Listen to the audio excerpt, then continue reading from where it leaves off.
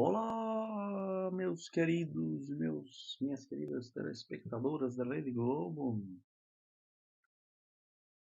Boa noite. Começando aí mais um podcast, né? Não é quarta-feira, não é dia de futebol. Hoje é domingo. Domingo, 11 da noite. Dia hoje. 17 de março de 2024.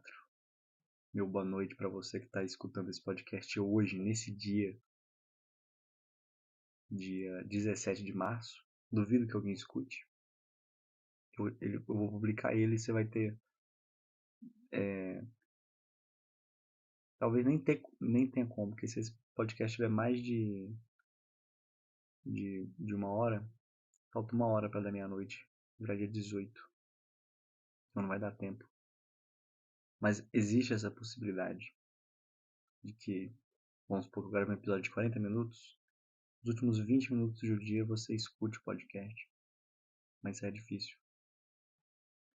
É mais provável que você só escute em qualquer outro dia da semana, então uma boa segunda-feira, uma boa terça-feira, uma boa quarta-feira. Aí sim, quarta-feira é dia de futebol.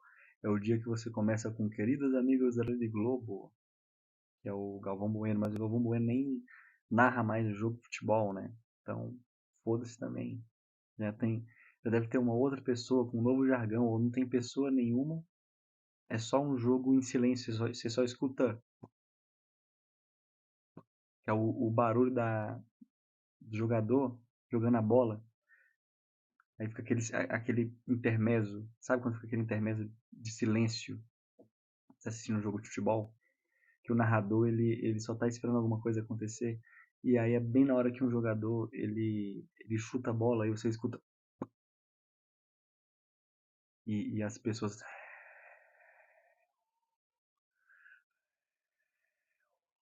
Sabe?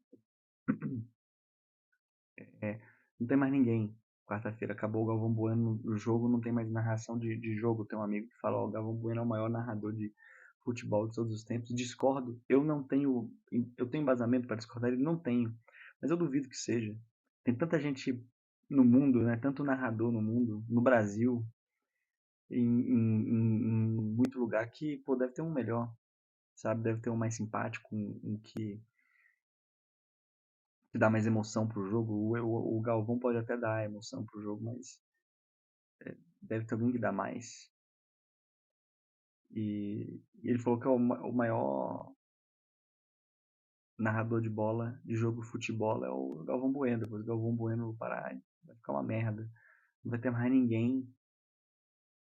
Não vai ter mais ninguém que chegue aos pés dele. E aí a gente tá imaginando aqui que, como não tem ninguém que vai chegar aos pés dele, a Rede Globo podia ter deixado tudo em silêncio, um grande luto. Todos os jogos de futebol não tem mais narração.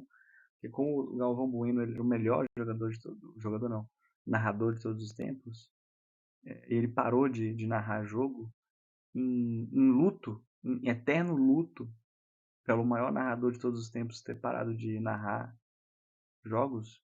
Todos os jogos seriam um absoluto silêncio. Você só ia até a imagem dos jogadores correndo de um lugar para o outro. Aí você só escuta uns sonzinhos abafados do pessoal gritando lá na arquibancada. E os chutes na bola, aquele chute e o do nada, que é o barulho dos jogadores gritando um com o outro. Pega, vai pra esquerda. Você não entende o que ele tá falando. Mas você sabe que eles estão falando alguma coisa, estão gritando ali. E eu acho que devia ser assim, sabe? Toda quarta-feira. Se o Galvão Bueno realmente for aí o maior, tivesse sido o maior narrador, ele não morreu, né? Mas nunca mais vi ele narrando coisas. Eu tô falando merda, às vezes ele narra e eu não sei. Se ele era melhor, tô comendo um bolo aqui. Se ele era melhor, eu acho que a atitude correta era que todos os jogos deixassem de ser narrados e sempre fosse um silêncio, um luto ao fato do maior narrador de todos os tempos, Galvão Bueno, parar de narrar. Essa é a minha opinião. Mas sabe o que ela vale? Nada. Tô gravando aqui esse episódio dia 17, final de semana, domingo. E o que a gente teve no final de semana passado? Oscar. Premiação do Oscar. Aí eu pensei, não, vou fazer aqui uma lista de filmes bacanas aqui que são os meus favoritos. Tá falando aqui, tá aconselhando, contando assim um resuminho do filme para instigar você a ver talvez esse filme. Mas eu cheguei numa conclusão e eu não sei que filmes eu recomendaria, porque o que acontece? Quando eu era jovem, adolescente, eu via muitos filmes. Toda semana eu via muitos filmes. E hoje eu tenho preguiça de ver filme, porque eu acho que para você ver filme você tem que estar no pique, assim. Eu tenho que estar muito na, na vibração de ver um filme, sabe? De ter um tempo, sentar, parar e assistir aquilo. E aí tem filme que aí que eu tenho que estar no pique mesmo. Sei lá, não é todo dia que você vai, que você está disposto a ver 2001 Odisseia no Espaço. Vou dar um exemplo aqui de um filme chato pra caramba. É um filme que cansa. Você sai do filme cansado. Você não sai tipo assim, pô, me diverti tanto vendo esse filme. Não, você sai cansado dessa porra desse filme. É um filme de quase 3 horas, tem menos de 20 minutos de fala. O resto do filme é tudo visual, é uma experiência visual. Pro autor é uma experiência visual. Então você cansa, porque você fica vendo, ou seja, você não tem fala, fica mais difícil às vezes de entender o discurso, de que ele está querendo. Qual é a moral da história? Entende? Qual que é a crítica, qual que é a reflexão? Você tem que ficar pensando demais. É um filme que exige o pensamento. E às vezes você quer ver um filme exatamente para não exigir pensamento nenhum. Você só quer descansar, sentar, descansar, ver uma porradaria gratuita e falar, pô, eu tô melhor agora. Tô relaxado, eu distraí minha cabeça. Eu tava pensando em coisa aqui, mas eu vi esse filme bobão aqui e tô melhor. Então, tem. E aí, quanto mais velho eu fui ficando, mais tendencioso para esse lado dos filmes eu fui ficando também. Assim, pô, eu quero ver um filme agora. Aí eu vou pensar, não, eu vou ver Pobres Criaturas. Vou citar uns filmes do Oscar aí. Vou ver Pobres Criaturas, eu vou ver. Sei lá, deixa eu ver os filmes do Oscar aqui rapidão. Porra, eu não vou ver esse filme. Um filme que tem que. Ah, tem uma crítica, tem uma reflexão. Meu amigo, eu tô cansado. Eu cheguei do meu trabalho, eu não quero pensar mais. Oscar, filmes, Oscar. Eu não quero pensar mais. Eu quero colocar um filme idiota e ver. Eu quero ver Debi Lloyd. Tá entendendo? Eu não quero chegar em casa, depois do trabalho. Ah, cheguei do trabalho. Vou ver Oppenheimer. Tá aqui, ó. Oppenheimer que ganhou, né? Vários prêmios. Vou ver Oppenheimer. Foda-se Oppenheimer mesmo. Primeiro, tem três horas de filme. Cansa. Você vai ficar cansado de ver 3 horas de filme. É 3 horas de filme tem que de conversinha, de discussão, de ficar prestando atenção. Eu vou ficar mais cansado do que eu já estava antes. Segundo, Oppenheimer é uma merda. Ah, mas eu assisti a Oppenheimer e eu gostei. Eu vou. Aqui eu posso dar opinião, falo o que eu quiser. Um podcast é meu. O filme Oppenheimer é uma merda. Não pelo seu mérito técnico, que é um filme bonito, bem gravado e tudo mais, mas é um filme que o seu aspecto, vamos colocar, político, social, de crítica e de discussão, pra mim é uma merda. Porque rebaixa muito várias discussões sobre como analisar personalidades históricas complexas como Oppenheimer. Romantiza o personagem do Oppenheimer, romantiza mesmo. Coloca ele, tipo, pra quem viu o filme aí, o cara, eu fiz a bomba atômica, mas será que eu lanço? Ai, meu Deus, ele fica sempre assim pensando, ai, fica um personagem dividido. Pô, na vida real ele não era dividido não, galera. Na vida real ele escolheu os alvos da bomba atômica. Ele indicou, ó, os alvos. Eu indico esses alvos aqui, ó, esse aqui. Aí como é que mostra no filme? Um general escolhendo os alvos, aí o Oppenheimer fica lá. Ai, galera. Ai, eu não sei. devia falar alguma coisa, mas não vou falar nada. Ai, ai, que errático. Não, é um cara que tomou decisões, é um cientista que tomou decisões políticas vinculadas a uma estratégia militar. Ponto. E no filme parece que ele é um cara. Não, ele é só um cientista. E aí ele tá perdido, ele não sabe muito bem o que ele tá fazendo. Ou ele tá tomando consciência, mas não quer se envolver. Ele se envolveu desde sempre. Depois, inclusive, se arrependeu da questão da bomba atômica e vai criar lá aquele grupinho lá dos cientistas que fica dando pitaco de galera, melhor não usar essa bomba atômica não. É melhor parar com isso aí. Enfim. É um filme de palmolismo. Desculpa aí pra quem gostou do filme. Pra mim é um filme que traz muitas discussões. Ai, que bom, professor. Que bom. Você pode me perguntar. Mas as discussões que traz são erradas, pô. Então, estão colocadas, as discussões estão colocadas a partir de um ponto errado.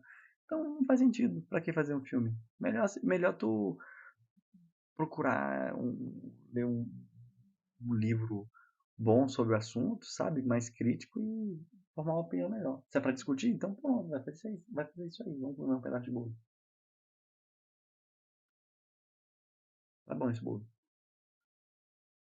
E aí o que acontece? É, eu pensei, vou gravar esse episódio indicando filmes. Pô, quais são os meus filmes favoritos? E aí eu cheguei nessa conclusão, como eu não assisto tantos filmes como eu assistia quando era jovem, que é o que eu tava falando antes desse negócio de falando do Oppenheimer, que me deixa puto, eu não consigo dizer assim, pô, meu filme favorito, tá, esse aqui, porque vai muito de acordo com a minha última memória. Pra mim, sei lá, qual que é o melhor filme, qual que é o filme que você mais gosta? Eu falo, pô, é algum filme que eu assisti recentemente. Algum filme que realmente é bom, não um filme qualquer, né? Assim, é um filme reconhecido e tal, eventualmente, mas eu vou falar ele porque é o que tá na minha memória, sabe? E é isso. Eu até tentei fazer uma lista.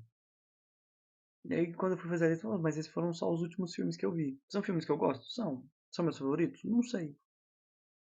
Mas eu vou falar aqui. Alguns, né? Porque o que acontece? Isso que eu quero dizer, que os meus filmes favoritos estão muito vinculados ao momento em que eu tô agora. Eu não posso. Porque eu mudei. Eu não sou a mesma pessoa do ano passado ou a mesma pessoa de 5 anos atrás. 5 anos atrás eu conseguia te falar vários filmes, esse aqui é meu filme favorito, não sei o quê.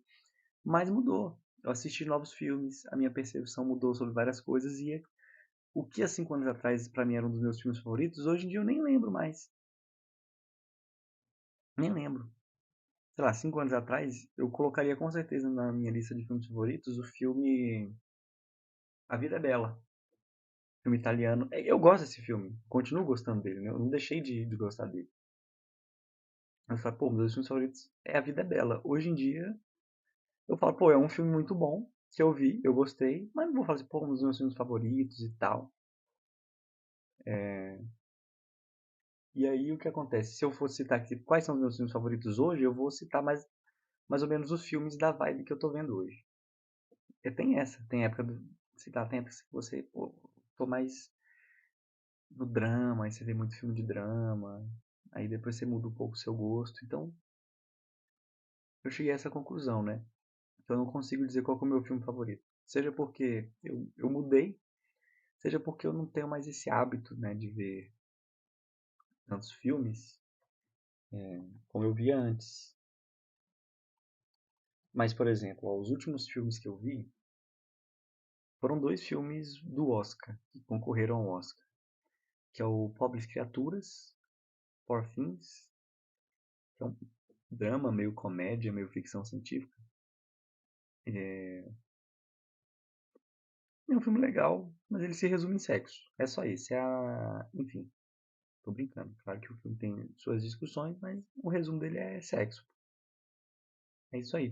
É um filme com muito sexo. Toda hora é putaria. E eu vi também. Pô, mas esse filme foi muito bom, viu? Vou ter que falar aqui. Ó, Sociedade da Neve foi pro Oscar e não ganhou. Sociedade da Neve.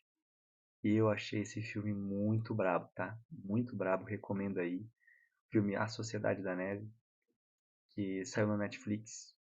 Conta a história daquele avião, né, que caiu, o avião uruguaio, estava indo pro Chile, pra Argentina, acho que era pro Chile.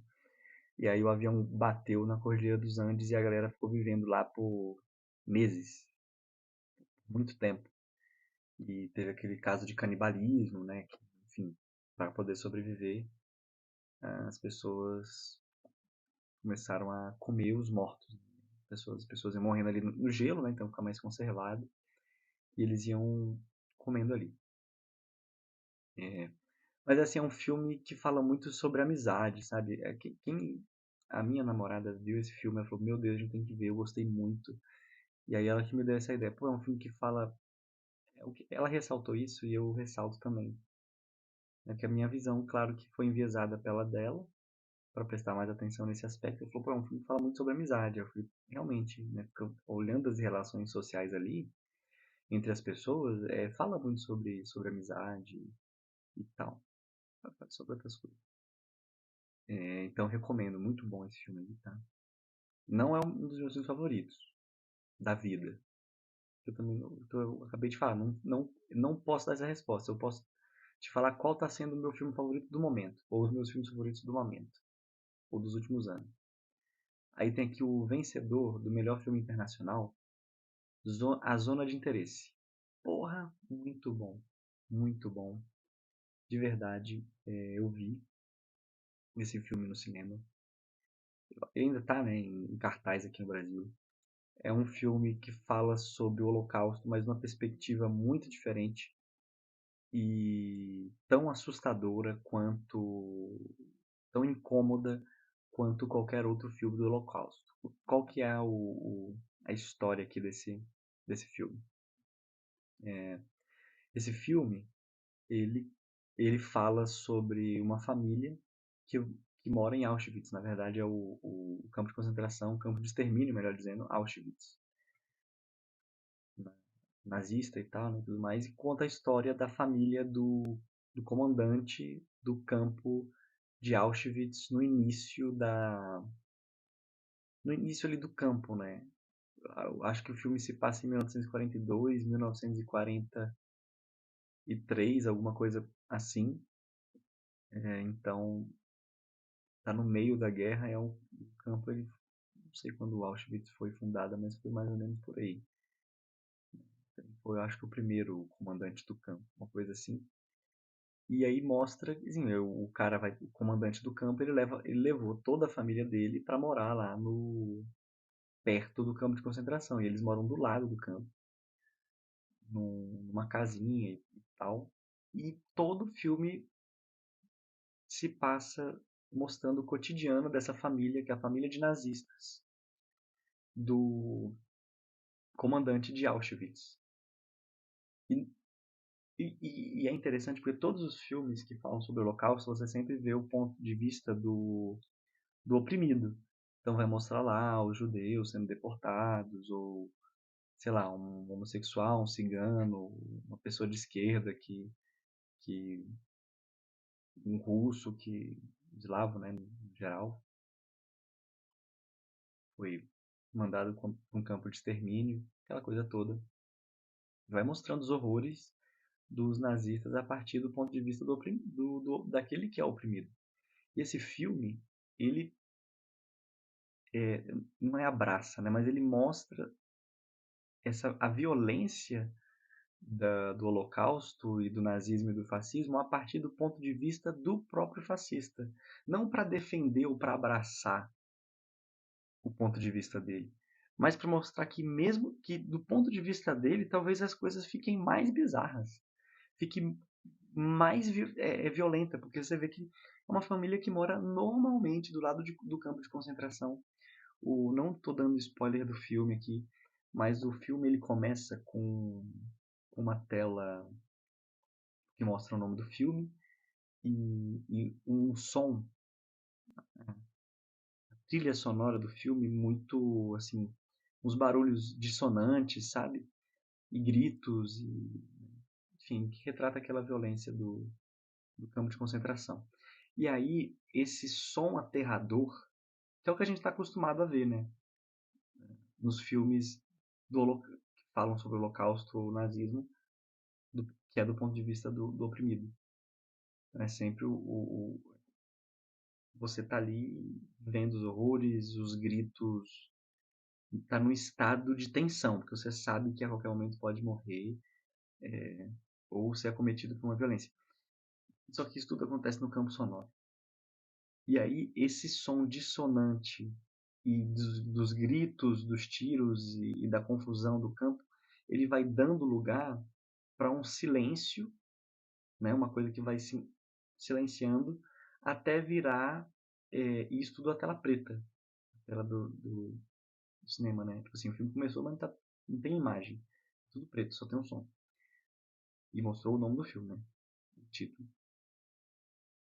E aí isso vai silenciando até que fica o silêncio e esse silêncio vai virando os barulhos de pássaros, barulhos assim, tipo, melancólicos, barulhos bucólicos, né, de quem está no campo e tudo mais, do farfalhar das árvores sendo levadas pela brisa primaveril, não é? Então, imagina esses sons aí. E aí abre a tela e você já está acompanhando,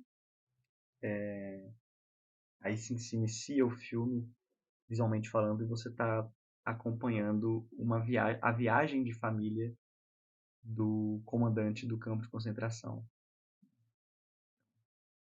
Essa mudança da perspectiva, o som faz essa transição de que a perspectiva que você está encarando agora não é a perspectiva de quem vive o caos do Holocausto, do nazismo e do fascismo, mas daqueles que, com tanta naturalidade, decidem e trabalham todos os dias como se fosse um trabalho normal, matar milhões, milhares de pessoas por dia, enfim. E aí você vai acompanhando a vida deles ali. E todo mundo agindo como se fosse uma coisa normal, ou tirando como as pessoas começam a tirar vantagem, né? As pessoas, no caso dos nazistas, vão tirando vantagem das várias situações ali e que elas estão completamente desensibilizadas e desumanizadas. Elas foram desumanizadas. Ao desumanizar o outro, né, no caso, as outras pessoas ali que estão sendo perseguidas, né? Eles se desumanizam, mas só que eles não percebem essa desumanidade, a loucura ali que eles estão vendo. Um filme, não vou falar mais do filme para não dar muito spoiler, até não tem como dar muito spoiler sobre esse filme, mas é uma perspectiva muito interessante. E essa coisa do som é sempre isso. Você sempre tem uma mixagem de som, não sei se esse seria o termo certo, mas uma mixagem de som em que o primeiro plano, ou seja, aquilo que você mais escuta são, é claro, as conversas que as pessoas estão tendo, os sons do jardim ali da casa que está do lado da vida. Tem a casa e tem um muro. O muro é o que separa a casa do campo de concentração, assim. E você tem nesse primeiro plano as conversas, né, da casa, da família, do que está acontecendo ali, né, dos passarinhos cantando, as pessoas fazendo seus trabalhos domésticos, mas sempre num segundo plano, nessa mixagem do som, um som que está sempre presente, uma sonoridade que está sempre presente, mas mais distante, mais baixa, né, com volume mais baixo, são os gritos, seja os gritos dos soldados alemães dando ordens no campo de concentração, ou os gritos das pessoas gritando de desespero, os tiros, o barulho do trabalho incessante que está acontecendo, que está sendo feito ali de maneira escrava pelo pessoal que está no campo de concentração. Então isso acompanha todo o filme e é uma sacada para mim genial. Essa questão da mixagem do som nesse filme.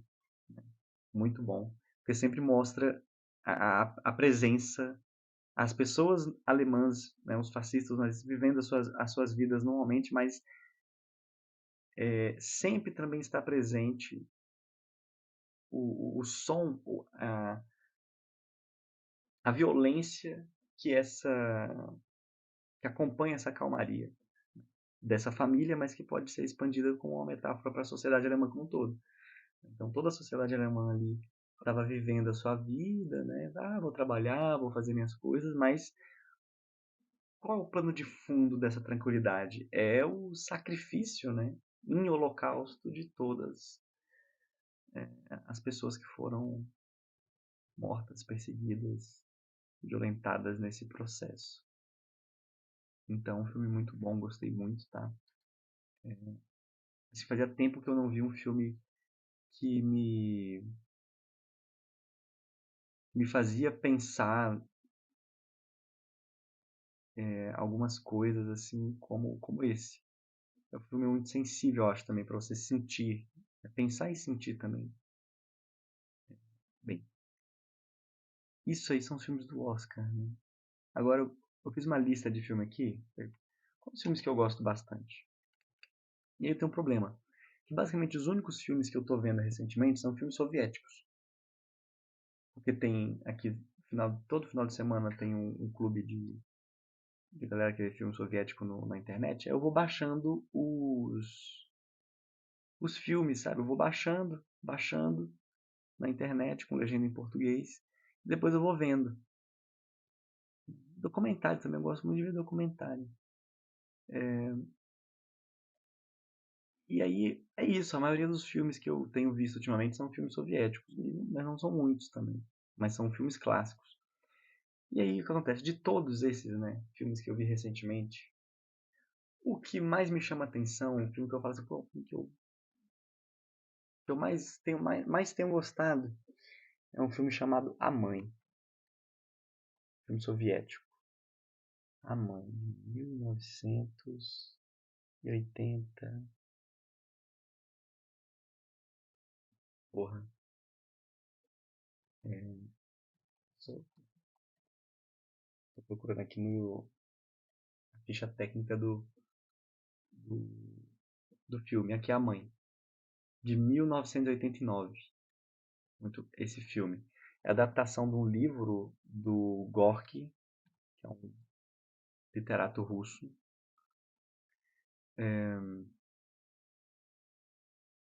É um filme grande também, é um filme de 3 horas e cacetada. Mas eu acho que ele é muito bem desenvolvido. Conta, o nome diz é A Mãe, então conta a história de um núcleo familiar, onde você tem uma mãe, um pai e um menino, uma criança. Isso no final do século XIX, assim, na segunda metade do século XIX, em alguma cidadezinha russa, ucraniana, sei lá, nessa época. E aí é uma cidade que meio que funciona ao redor de uma fábrica. Então você tem essa família que trabalha na fábrica, o pai e o filho, ainda que seja uma criança aí, sei lá, vai dizer dos seus 12 anos, 13, mas eles trabalham, né, assim, em condições bem insalubres.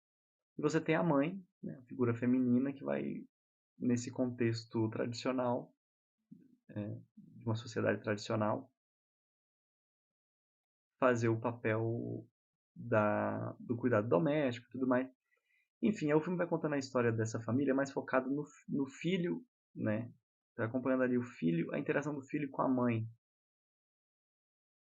principalmente a partir sei lá, da metade do filme pro final. Mas o pai morre. Não vou evitar dar spoilers, assim, mas eu tô contando só o início do filme. O pai morre cedo, né? Por problemas de saúde.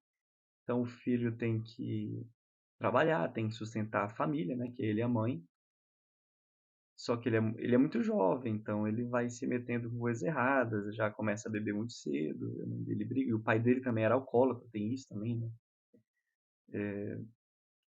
E ao longo da sua vida, né, esse jovem, esse garoto, ele vai se tornar um socialista, né? Vai se tornar um comunista.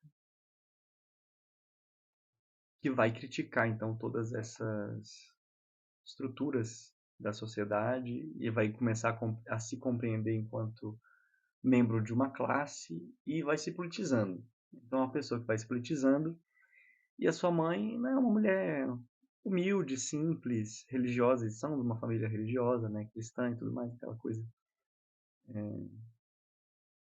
E, mas ele vai se politizando e a mãe dele, né, muito humilde, muito simples, ela apoia o seu filho, né, porque ela é mãe, ela quer apoiar o filho dela, quer ver o bem do filho dela.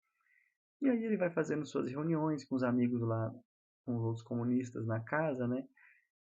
Se politizando cada vez mais. E a mãe, ela tá ali só presente, sabe? Ela não tá participando das coisas, mas ela vai se politizando também pela influência do filho. Não que o filho dele vai lá e fala, não, mãe, você tem que fazer isso, aquilo. Não, mas ela vai observando, né? O filho e as pessoas ao redor, e ela vai se politizando também. E acaba que ela só quer, no fundo, ela só quer apoiar o filho dela. Ela quer estar perto do filho dela e quer apoiar ele. Mas ela vai se envolvendo, envolvendo cada vez mais, até que ela se torna uma militante comunista, assim, praticamente. Ela não tem teoria, eu sou comunista, que Marx dizia isso, mas ela sabe das condições concretas de vida, das injustiças sociais, e aí ela vai se aproximando nesse sentido do filho dela. É um filme muito grande que traz muitas discussões. Eu acho que é um filme muito sensível. Sensível, assim, de ter muita sensibilidade no sentido da beleza, né? De tocar em certos pontos. Ao mesmo tempo que é um filme muito, eu acho, claro naquilo que ele traz de críticas, de visão estética, de mostrar esse percurso da politização do filho e da mãe, consequentemente, por conta do filho, né? Como que as próprias situações concretas elas levam a classe trabalhadora, vamos colocar assim entre aspas naturalmente, mas elas tensionam a classe trabalhadora a se perceber muitas vezes enquanto uma classe que é oprimida, que é perseguida e etc. É um processo que vai acontecendo com a mãe. E ela vai buscando sempre defender o seu filho, que vai se meter em algumas, vamos colocar assim como diz a sessão da tarde, em altas enrascadas, e ela sempre firme para ajudá-lo, como para cumprir o seu papel de mãe, mas cumprindo o seu papel de mãe da classe trabalhadora também acaba desenvolvendo um papel de político enquanto classe, de alguma maneira. Enfim, eu estou tentando evitar muito, falar muito, eu estou me embananando também, porque eu não quero falar muito da história do filme. Primeiro que é longo, segundo porque eu não vou lembrar direito agora, né? De todos os detalhes e etc. Mas não quero dar spoiler, quero que talvez você veja o filme. É um filme muito bom, muito, como eu disse, muito sensível, muito. Eu acho que é um filme bastante emocionante assim. Se você se você se identifica primeiramente, né, com essa área, que é a área da esquerda revolucionária, ou da esquerda, ou das lutas sociais, é um filme muito bonito. Não confundir aí com o filme Mãe, que é um filme mais recente, né? Acho que tem um filme que chama só Mãe. Mãe, filme, que é com aquela menina que faz o Jogos Vorazes. Filme de 2017 aqui, ó. Mãe, exclamação, é um grito. Mãe, mãe, mãe. Enfim, não confundir com esse filme, tá? Que é um filme gringo de 2017 aí que tem elenco, é Jennifer Lawrence. É um filme que eu acho o pessoal fala muito, né? É um filme pretensioso demais e nananã, não gosto. Mas eu gosto desse filme, eu gosto desse filme Mãe de 2017, certo? É um filme que é uma metáfora pra... Como será que eu falo? Porra, foda-se, né? É uma metáfora pra... É um filme de 2017, galera. Vou dar spoiler, tá? Se você não quer ouvir spoiler desse filme, que e que a metáfora, você quer descobrir, você quer desvendar a metáfora do filme, que é muito legal, muito gostoso de desvendar. Eu vi esse filme no cinema e tipo assim, mais ou menos ali no meio pro final do filme, caralho, saquei qual que é a metáfora do filme. Então, vou dar aí 5 segundos para você pular, tá? Pula aí 5 minutos, beleza? Então, ó, 1, 2, 3, 4. Vou falar spoiler. Então, o filme é uma metáfora com a Bíblia, né? Com alguma visão. É um filme que critica o cristianismo, que critica a religião, essa religiosidade. É um filme aí de terror. Eu classificado aqui como terror mistério. É um filme de suspense. Eu diria que ele é terror. Mistério, né? Sim, é um filme de suspense. Você não consegue. Está sempre tentando desvendar exatamente o que está acontecendo e as referências vão ficando claras, né? Mas você tem uma mulher e tem um homem e eles moram numa casa no meio do nada. E aí eles começam lá, beleza, um casal. E aí daqui a pouco chega um cara e uma mulher. E aí eles, vamos entrar aqui na sua casa e tal. Aí, enfim, vão chegando pessoas, e a casa vai ficando cheia, vai acontecendo muita coisa. E a casa são essas metáforas. Eu posso estar errado, tá? Vocês podem me corrigir aí não sei como, nos comentários. Mas a casa é uma metáfora pro Welt, né? O mundo. E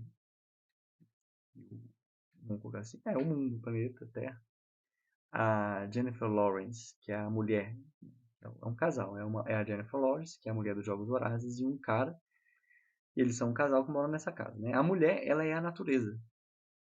Ela representa a própria natureza, né? A casa, ela tem uma relação com a casa, que ela corporifica a natureza e a casa é o mundo, né? Então, se ela habita lá e o homem na relação, né? O cara que é do casal, ele é Deus. Ele representa Deus. Tá? E aí as pessoas vão chegando. Então, por exemplo, chega do nada um casal na casa, no mundo, né? Então, que casal é esse? Adão e Eva. E aí depois vão chegando outras pessoas, tem uma parte que tem uma inundação, que seria o dilúvio. E aí, enfim, vai passando por várias aí metáforas sobre a Bíblia, onde também o filme vai criticando e de uma maneira muito agoniante. Esse filme, assim, ele é tenso. Ele me deixou tenso, esse filme. Ele não, assim, por isso que ele coloca que ele é de terror. Eu acho que ele não causa terror. É um filme, assim, ele deixou você tenso. Eu assisti no cinema, eu assisti assim, sabe? Com os braços apertados, assim, cruzados, apertados, abraçando as minhas pernas. Caramba, cara, esse negócio tá ficando. Você fica com uma sensação de enclausuramento constante, porque que é a sensação que a mulher vai ficando, né? Eu acho que é um filme que consegue transparecer bem isso. Enfim, é um filme que é legal também. Não é um dos meus filmes favoritos, mas como eu citei o meu filme favorito aí no momento, que é A Mãe, de 1989, do diretor Gleb Panfilov. Não sei como fala. Lembrei desse outro filme Mãe, de 2017. Né? Que essa crítica é a religião. Se você é religioso, tu não vai gostar dessa porra, não. Sim. A não sei que você consiga elaborar críticas à sua própria religião. E viver bem com isso, o que inclusive é saudável, não só para religião, mas para qualquer coisa. Vamos comer mais um bolo aqui. Muito bom.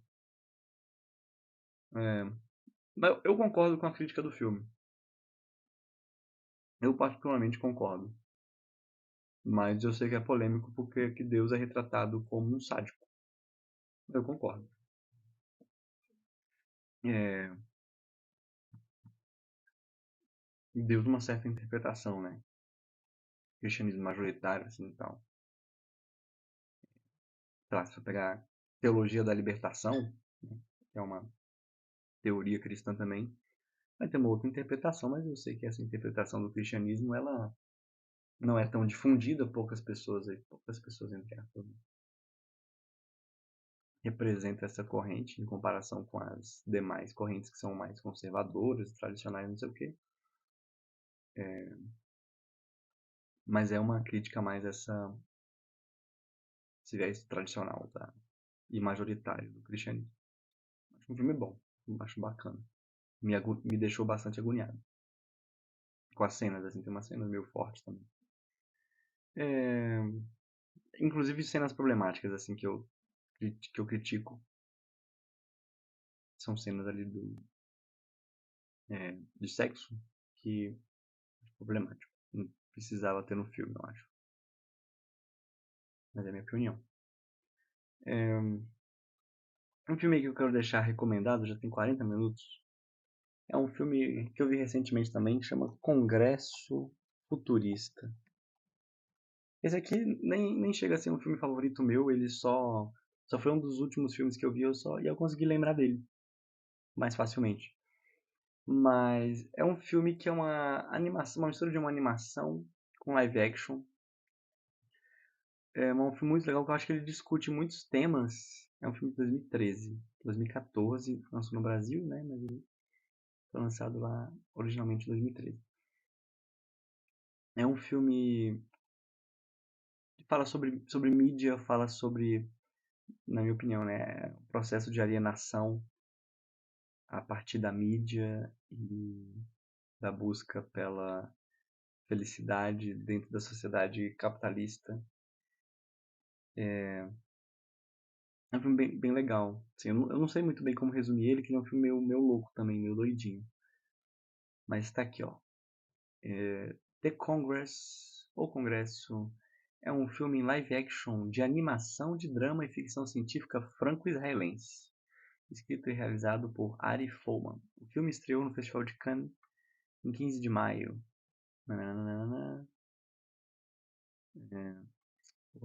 Eu peguei na Wikipedia aqui, tá uma merda.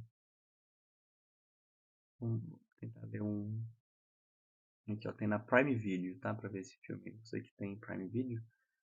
Uma atriz envelhecida perde toda a reputação que conquistou, tanto que sua carreira nunca mais decolou. Isso muda quando ela recebe uma proposta, ceder sua imagem digital para um famoso estúdio em troca de nunca mais atuar. E eu acho legal aqui esse negócio de ceder imagem, que ela vai ser uma mulher que vai ser...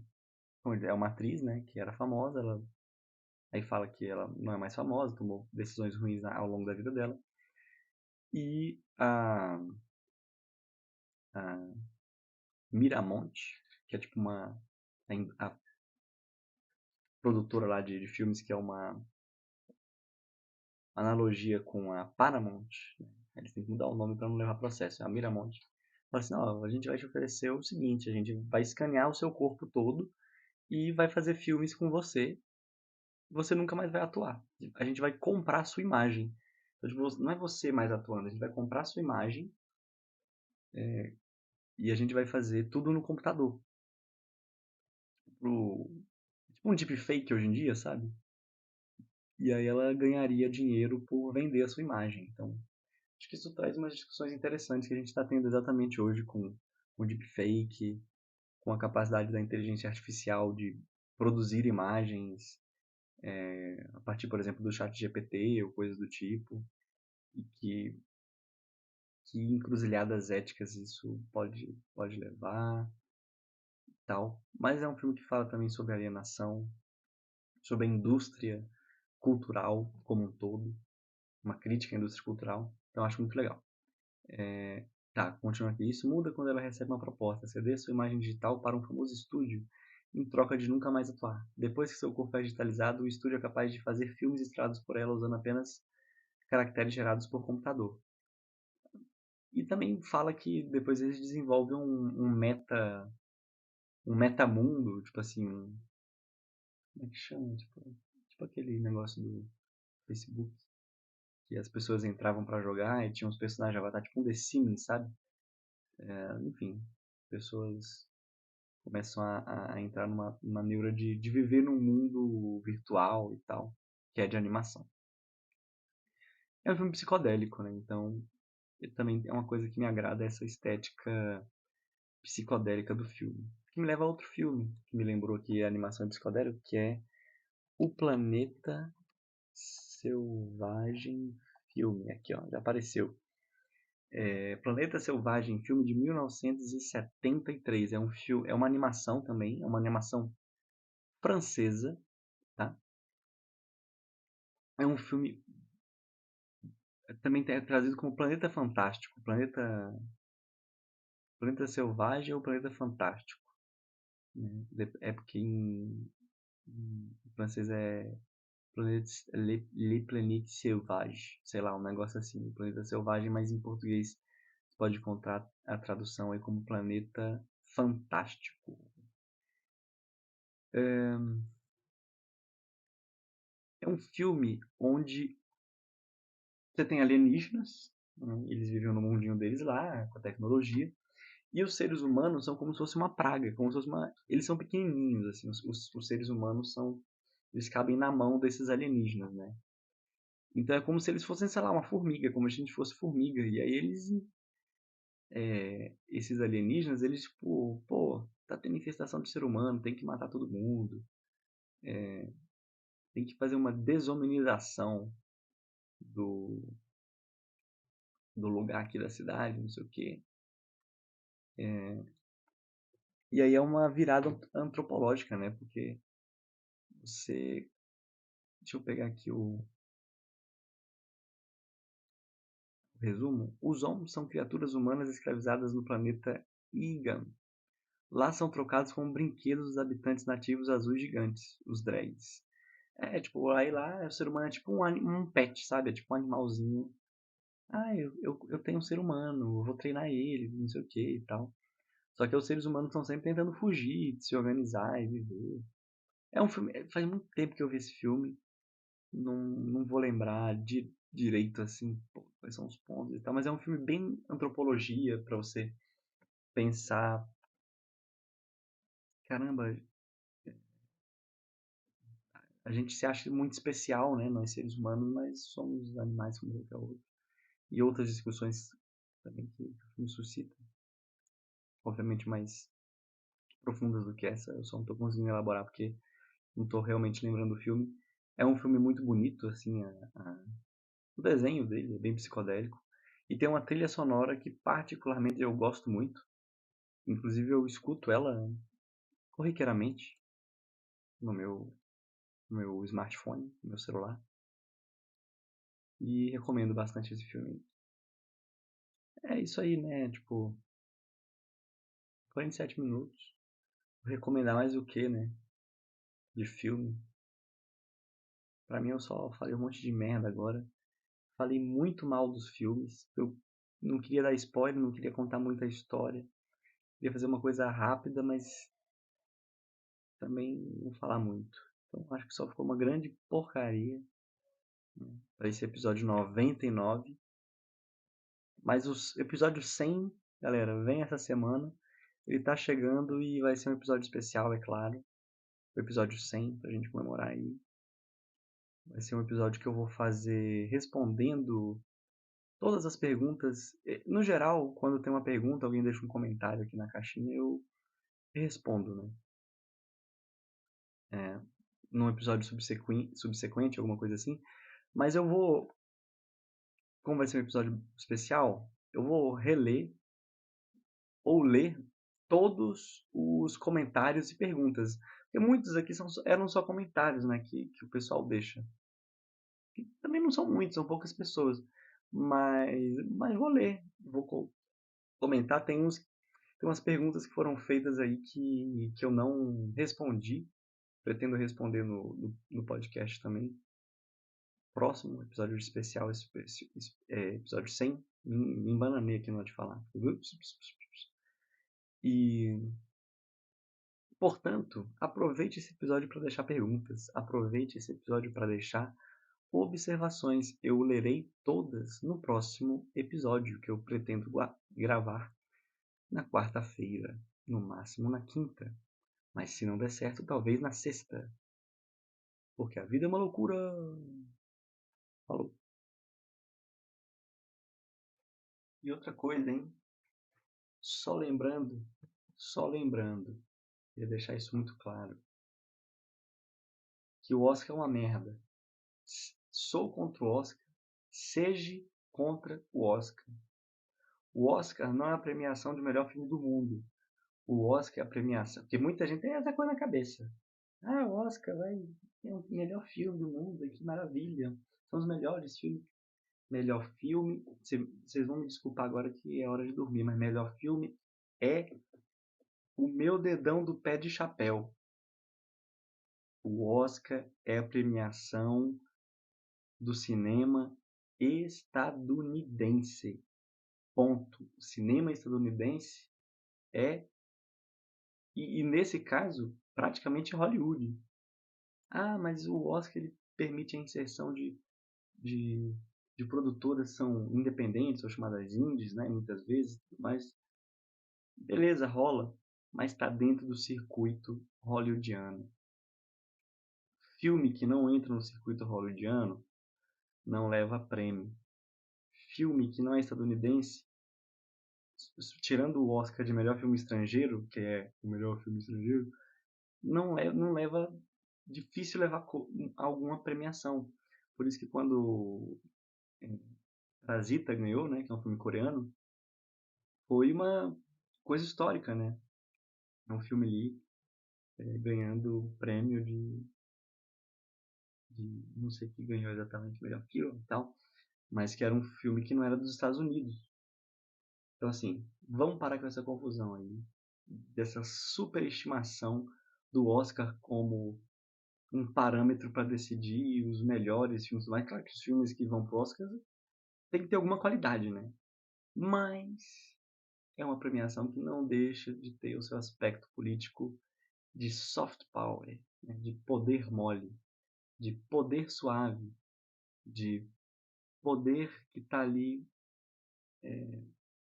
não é hard power, né? Porrada, guerra, mas é o poder político que se faz a partir da propaganda, a partir da mídia, de maneira leve, com entretenimento, né? E que divulga a perspectiva dos Estados Unidos, ou do Ocidente. Estados Unidos e aliados, Ocidente no geral.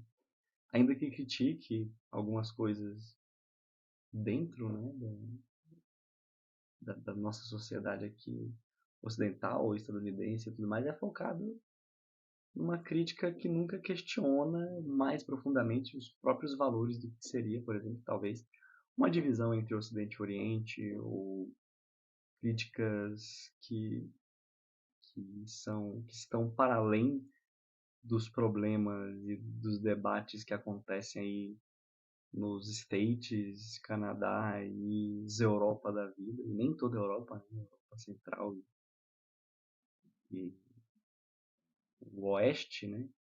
E centro da Europa, Europa Ocidental. Vamos lembrar disso, né? Esquece essa porra aí. O festival de. E ainda tô pegando premiação, porque eu não conheço muito disso. De quais são as premiações, mas ainda pegando premiações aí de gringo, pô, o Festival de Cannes é muito mais, se comparar com o Oscar, né? Na minha opinião, democrático do que o Oscar, porque insere filme de diversos outros países. O Brasil tá sempre ganhando alguma coisa no Festival de Cannes ou sendo indicado. Sei lá, tem outros festivais que não tem nenhuma notoriedade, infelizmente, na mídia, porque não compõem de maneira tão forte, né? Ou simplesmente não compõem esse soft power, esse poder suave do imperialismo estadunidense, e aí não recebem mídia, né? E a gente acaba não sendo exposto a vários filmes maravilhosos com perspectivas muito diferentes, porque são de outros países, porque tem uma outra forma de expressão na linguagem, na sua linguagem cinematográfica, e a gente acaba não vendo porque não tem a divulgação. E a gente só foca no Oscar, no Oscar, no Oscar. Não foca no Festival de Cannes, não foca no Festival de Veneza, Berlim, no festival, os festivais aqui tem no Brasil, um pouquinho, aqui no Distrito Federal tem festival de filme quase todo ano, pô. Eu nunca fui, mas eu sei que tem. E que as premiações, e que rola premiação, são filmes bem legais. Mostra de filme Festival do México, esqueci, não sei se o nome é Festival do México, mas que tem muita coisa boa também, no Chile, Argentina, e a gente nem sabe. Que tristeza, hein, amigos? Que tristeza.